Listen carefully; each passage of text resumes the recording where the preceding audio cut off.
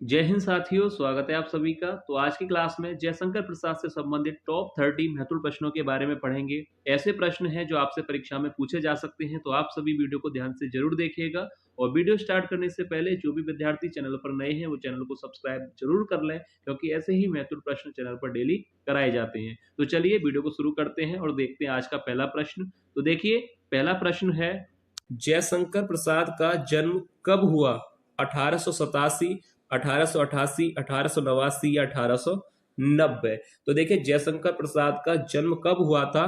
तो यहाँ पर राइट आंसर हो जाएगा ऑप्शन सी, यानी 1889 में जयशंकर प्रसाद का जन्म हुआ था। ठीक है, याद रखिएगा, जन्म से भी प्रश्न आ सकता है। अब देखिए, इसके बाद अगला प्रश्न देखते हैं। देखिए, अगला प्रश्न है, जयशंकर प्रसाद का जन्म कहाँ हुआ? जौनपुर, बनारस, बस्ती या काशी? तो देखिए, ये सरल प्रश्न है, क्योंकि जीवन परिचय तो हर विद्यार्थी पढ़ता है, लेखक हो चाहे कवि हो, आपको जीवन परिचय अच्छी तरह से पढ़ना है, क्योंकि जन्म से संबंधित प्रश्न भी बन सकते हैं। तो यहाँ पर इस प्रश्न का जो राइट आंसर हो जाएगा ऑप्शन डी यहाँ पर सही हो जाएगा कि जयशंकर प्रसाद का जन्म कहाँ हुआ था? काशी, बनारस में इनका जन्म हुआ था। अब इसके बाद अगला यहाँ पर प्रश्न दिया गया है। देखिए, अगला प्रश्न है कि इंदु पत्रिका का प्रकाशन कब हुआ, यानी कब प्रारंभ हुआ था इंदु पत्रिका का? ऑप्शन ए 1908, बी 1905, सी 1909 या डी 1906? तो देखिए, अगर इस प्रश्न का अगर हम राइट आंसर देखें तो राइट हो जाएगा ऑप्शन सी। इंदु पत्रिका का प्रकाशन हुआ था 1909 में। याद रखिएगा, 1909 में इंदु पत्रिका का प्रकाशन प्रारंभ हुआ था। अब इसके बाद यहां पर अगला प्रश्न दिया गया है। देखिए, अगला प्रश्न है कि जयशंकर प्रसाद को मंगला प्रसाद पुरस्कार मिला था, यानी किस नाटक पे या किस कहानी पे इनको जो है मंगला प्रसाद पुरस्कार मिला था?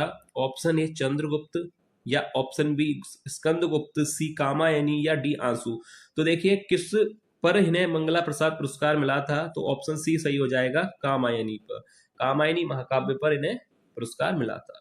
अब इसके बाद देखिए, अगला प्रश्न लिया गया है यहाँ पर, जयशंकर प्रसाद का कौन सा विरह काव्य है? चंद्रगुप्त, स्कंदगुप्त, कामायनी या आंसू? तो राइट आंसर हो जाएगा ऑप्शन डी, क्योंकि सरल प्रश्न है तो ज्यादा समय नहीं लेते। देखिए, आगे यहाँ पर प्रश्न दिया गया है। अब यहाँ पर प्रश्न देखिए, कितना अच्छा प्रश्न पूछा गया है। कामायनी महाकाव्य में सर्गों की संख्या है। देखिए, ये प्रश्न पहले तो मैं यहाँ पर इंपोर्टेंट लिख दूं, क्योंकि ये प्रश्न अच्छा प्रश्न है एग्जाम के पॉइंट ऑफ व्यू से, कि कामायनी महाकाव्य में सर्गों की संख्या कितनी है?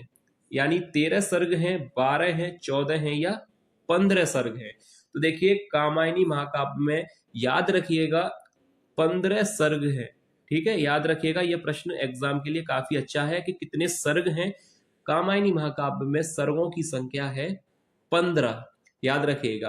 अब यहाँ पर आगे देखते हैं 15 सर्ग कौन कौन से हैं। साथ ही साथ मैंने इसलिए यहाँ पर लिया गया है कि आपको साथ ही साथ क्लियर हो जाएगा कि कामायनी में 15 सर्ग हैं, ये आपको पता है, पर 15 सर्ग के नाम भी आप लोगों को पता होने चाहिए।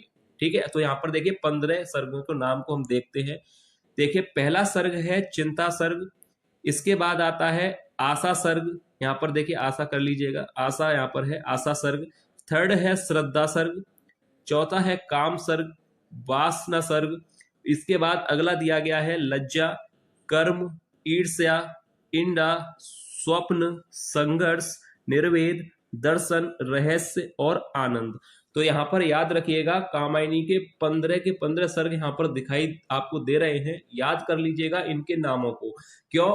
क्योंकि प्रश्न ऐसे भी एग्जाम में आता है कि कामायनी के प्रथम सर्ग का क्या नाम है? तो याद रखिएगा चिंता सर्ग। कामायनी के अंतिम सर्ग का नाम हो जाएगा आनंद सर्ग। यहाँ पर 15 पर आपको दिखाई नहीं दे रहा, मैं बता दूं आनंद सर्ग है। तो इस तरह से प्रश्न बनता है कि कामायनी के प्रथम सर्ग का क्या नाम है, या कामायनी के अंतिम सर्ग का क्या नाम है, या कामायनी के चतुर्थ सर्ग का नाम क्या है। तो इस तरह से प्रश्न एग्जाम में बनते हैं। तो आप लोग 15 के 15 सर्गों के नाम एकदम अच्छी तरह से याद कर लीजिएगा। तो नाम यहाँ पर दिए गए हैं कंप्लीट, 15 के 15 नाम आपको यहाँ पर दिए गए हैं। यहाँ पर वासना है, तो यहाँ पर सही कर दिया गया है वासना। ठीक है, तो याद रखिएगा, ये 15 सर्ग आप लोगों को अच्छी तरह से याद करने हैं। ठीक है, क्योंकि एग्जाम में आ सकता है इन पर आधारित प्रश्न। तो यहाँ पर देखिए अब आगे देखते हैं, 15 सर्ग आपको यहाँ पर समझ में आ गए। अब देखिए यहाँ पर अगला प्रश्न देखते हैं। प्रश्न है कि कामायनी किस युग की रचना है?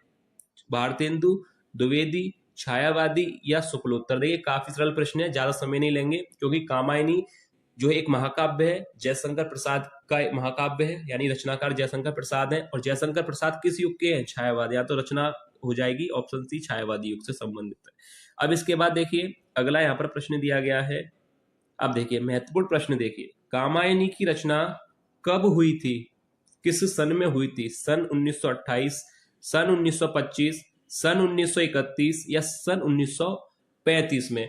तो देखिए कामायनी की जो रचना हुई थी, तो अगर देखा जाए तो बुक में कुछ बुकों में दिया गया है 1935 में, और कहीं पर आपको मिलेगा 1936। तो यहाँ पर जो राइट आंसर है 1936 में कामायनी की जो है रचना हुई थी। याद रखिएगा 1936 में। तो राइट आंसर यहाँ पर डी को सही कर लेते हैं, 1936 में कामायनी की रचना हुई थी। अब इसके बाद देखिए अगला प्रश्न देखते हैं। देखिए अगला प्रश्न दिया गया है, कामायनी को नए युग का काव्य किसने कहा है? देखिए ये भी काफी ज्यादा महत्वपूर्ण प्रश्न है कि कामायनी को नए युग का काव्य किसने कहा है? नंद दुलारे वाजपेयी को, रामचंद्र शुक्ल को, रामधारी सिंह दिनकर को या डॉक्टर नगेंद्र को? तो देखिए राइट आंसर हो जाएगा ऑप्शन ए, नंद दुलारे वाजपेयी ने कामायनी को नए युग का काव्य कहा था। तो याद रखिएगा नंद दुलारे वाजपेयी, यानी ऑप्शन ए यहाँ पर राइट होगा। अब इसके बाद देखिए अगला प्रश्न दिया गया है। अगला प्रश्न देखिए, ये भी प्रश्न काफी महत्वपूर्ण है। कामायनी को छायावाद का उपनिषद किसने कहा था? देखिए ये भी प्रश्न एग्जाम के लिए काफी महत्वपूर्ण प्रश्न है, इसलिए मैंने वीडियो के स्टार्टिंग में कहा था कि आज की वीडियो आप लोग जरूर देखिएगा, क्योंकि 30 ऐसे प्रश्न लिए गए हैं जो आपको नंबर दिला सकते हैं। तो यहाँ पर देखिए ऑप्शन दिया गया है नंद दुलारे वाजपेयी, शांति प्रिय द्विवेदी, रामधारी सिंह दिनकर या डॉक्टर नगेंद्र। तो देखिए किसने कामायनी को छायावाद का उपनिषद कहा था? तो राइट आंसर हो जाएगा शांति प्रिय द्विवेदी ने। ठीक है, ऑप्शन बी याद कर लीजिए, शांति प्रिय द्विवेदी ने कामायनी को छायावाद का उपनिषद कहा था। तो राइट आंसर हो जाएगा ऑप्शन बी। अब इसके बाद देखिए अगला प्रश्न देखते हैं। अगला प्रश्न है, झरना काव्य का प्रकाशन कब हुआ था? सन 1918 में या 1919, 20 या 21 में? तो झरना काव्य का जो प्रकाशन हुआ था 1918 में। याद रखिएगा 1918 में झरना काव्य का प्रकाशन हुआ था। ठीक है, याद कर लीजिए। अब इसके बाद अगले प्रश्न को देखते हैं। देखिए अगला प्रश्न है, लहर काव्य का प्रकाशन कब हुआ था? 30 में, 31 में या 1932 या 1933 में? तो लहर काव्य का प्रकाशन कब हुआ था? अब इस प्रश्न का जो राइट आंसर हो जाएगा 1933। याद रखिएगा 1933 में लहर काव्य का प्रकाशन हुआ था। अब इसके बाद देखिए अगला प्रश्न है कि कंकाल जो कि उपन्यास है का प्रकाशन कब हुआ था? 1928 में, 29 में, 27 में या 1926 में? तो कंकाल उपन्यास का प्रकाशन कब हुआ था? अगर ये प्रश्न आता है तो याद कर लीजिएगा 1929 में इसका प्रकाशन हुआ था। कंकाल उपन्यास का प्रकाशन 1929 में हुआ था। अब इसके बाद देखिए अगला प्रश्न यहाँ पर दिया गया है। देखिए अगला प्रश्न है, जयशंकर प्रसाद की प्रथम कहानी कौन सी है? जयशंकर प्रसाद की प्रथम कहानी कौन सी है?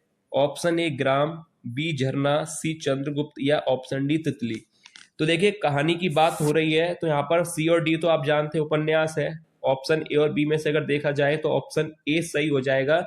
जयशंकर प्रसाद की प्रथम कहानी का नाम है ग्राम। याद रखिएगा ऑप्शन ए यहाँ पर राइट हो जाएगा। अब इसके बाद अगला प्रश्न देखते हैं। देखिए अगला प्रश्न दिया गया है, तितली उपन्यास का प्रकाशन कब हुआ था? 1934 में, 1935 में, 1936 में या 1933 में?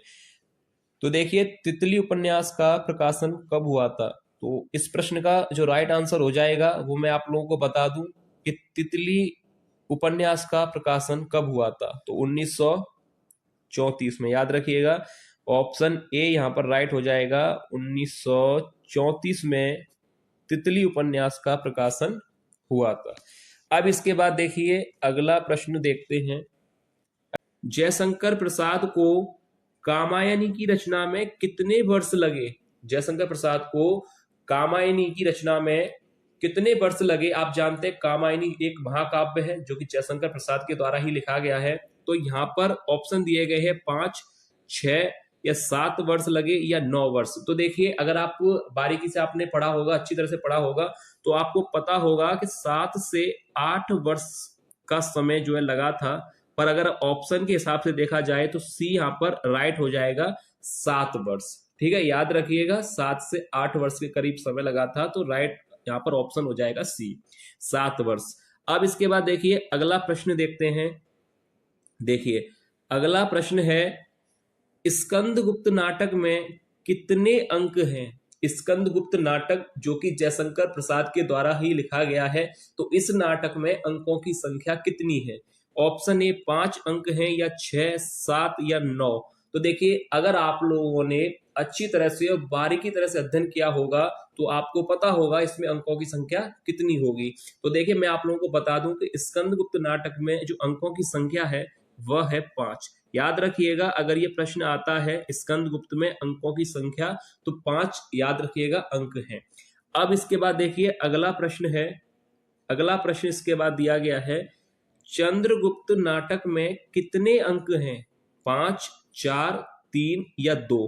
तो अभी देखिए, पहला प्रश्न था स्कंदगुप्त में कितने अंक हैं? 5। अब इसके बाद दूसरा प्रश्न है कि चंद्रगुप्त जो कि नाटक है और जयशंकर प्रसाद के द्वारा ही लिखा गया है, इसमें कितने अंक हैं? तो राइट आंसर हो जाएगा 4। याद रखिएगा, ऑप्शन बी यहां पर सही हो जाएगा, 4। अब इसके बाद देखिए अगला प्रश्न देखते हैं। देखिए अगला प्रश्न, ध्रुव स्वामिनी नाटक में कितने अंक हैं? ध्रुव स्वामिनी नाटक में कितने अंक हैं?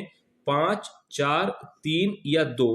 तो ये भी जो नाटक है ध्रुव स्वामिनी जयशंकर प्रसाद के द्वारा ही लिखा गया है, तो यहां पर राइट आंसर हो जाएगा ऑप्शन सी, यानी 3 अंक हैं। देखिए, तो आपको यहाँ पर 3 महत्वपूर्ण प्रश्न अभी आपने देखे, ध्रुव स्वामिनी, चंद्रगुप्त और स्कंदगुप्त। तो तीनों में नाटकों में अंकों की जो संख्या है वो आपको याद रखनी है, क्योंकि प्रश्न आपको एग्जाम में देखने को मिल सकता है। अब देखिए इसके बाद अगला यहाँ पर प्रश्न दिया गया है, क्योंकि हम वीडियो में काफी महत्वपूर्ण प्रश्नों को ही लेते हैं जो एग्जाम में आने के इनके चांसेस ज्यादा रहते हैं। अब देखिए अगला प्रश्न है, जयशंकर प्रसाद का कौन सा नाटक हिंदी का प्रथम गीत नाट्य माना जाता है? तो देखिए, ये भी प्रश्न काफी महत्वपूर्ण है कि प्रथम गीत नाट्य माना जाता है चंद्रगुप्त, स्कंदगुप्त को, कामना को या करुणालय को। तो यहां पर राइट आंसर हो जाएगा ऑप्शन डी। याद रखिएगा, जयशंकर प्रसाद का कौन सा नाटक है जो हिंदी का प्रथम गीत नाट्य माना जाता है? तो राइट आंसर हो जाएगा ऑप्शन डी, करुणालय। ठीक है, याद देखिए यहाँ पर प्रश्न पूछा गया है।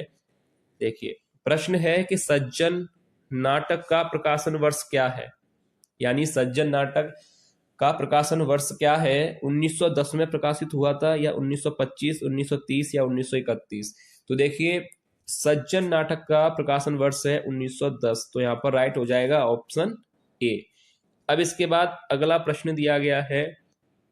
देखिए अगला प्रश्न है, जयशंकर प्रसाद का प्रथम नाटक कौन सा है? यहाँ पर प्रश्न पूछा गया है कि जयशंकर प्रसाद का प्रथम नाटक कौन सा है? तितली है, चंद्रगुप्त, कंकाल या सज्जन? तो राइट आंसर हो जाएगा, अगर इस प्रश्न का राइट आंसर देखा जाए तो ऑप्शन डी, यानी सज्जन जयशंकर प्रसाद का प्रथम नाटक है। इसके बाद देखिए अगला प्रश्न दिया गया है। काफी महत्वपूर्ण प्रश्न आज लिए गए हैं वीडियो में जो कि जयशंकर प्रसाद से संबंधित है। तो देखिए अब यहाँ पर प्रश्न है कि चंद्रगुप्त नाटक का प्रकाशन वर्ष है, क्योंकि प्रकाशन वर्ष पर ज्यादातर सवाल इसलिए लिए जा रहे हैं, ज्यादातर प्रश्न इसलिए लिए गए हैं क्योंकि प्रकाशन वर्ष से संबंधित प्रश्न आते हैं एग्जाम में और ज्यादातर विद्यार्थियों से गलत ही होते हैं, क्योंकि प्रकाशन वर्ष को याद करना काफी एक तरह से देखा जाए तो टफ काम है, क्योंकि जयशंकर प्रसाद, महादेवी वर्मा, ना जाने कितने लेखक कवियों के जो रचनाएं हैं उनके प्रकाशन वर्ष को याद करना इतना आसान नहीं है। इसलिए ज्यादातर ये प्रश्न आते हैं और ज्यादातर विद्यार्थियों से गलत भी होते हैं। इसलिए हम उन प्रश्नों को ले रहे हैं प्रकाशन वर्ष में जो एग्जाम में आने के जिनके चांसेस रहते हैं। तो देखिए अब यहाँ पर प्रश्न लिया गया है कि चंद्रगुप्त नाटक का प्रकाशन वर्ष है 1930, 1935, 1931 या 1930? तो चंद्रगुप्त नाटक जयशंकर प्रसाद का, ये तो आपको पता है, पर प्रकाशन वर्ष इसका क्या है? तो याद रखिएगा ऑप्शन सी राइट हो जाएगा, 1931 चंद्रगुप्त नाटक का प्रकाशन वर्ष है। ठीक है, अब इसके बाद देखिए अगला प्रश्न दिया गया है।